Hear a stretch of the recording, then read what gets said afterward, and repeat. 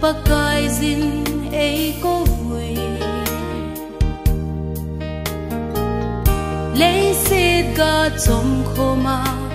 a hung va ding ze in ana tong ding na khang hoi lai among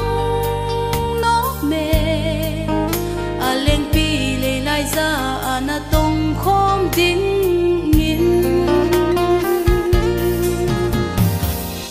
ngai zun khang dong te pakai zin ei ko vui lấy xịt ga chom khoma a hung va ding ze in ana tong ding na khang hoi lai among no me a leng pi le lai za ana tong khom ding min tu nin ki ngai to na lung thim sunga na ko pe cha hin sangin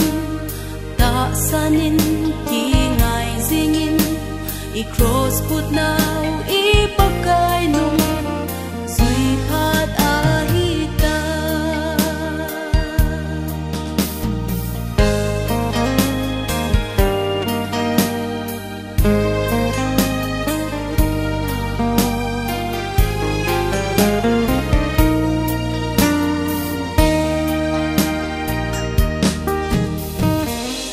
hung mun khang dong te pakai na tong dingin a hung ki ding pha leni anai tai a thu tep sa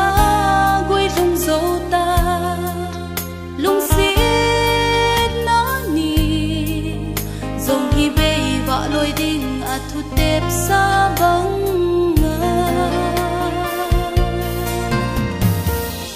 hung mun khang dong te pakai na tong dingin a hung ki ding pha leni anai tai a thu tep sa gui lung zo ta lung sit na ni zong hi be va loi ding a thu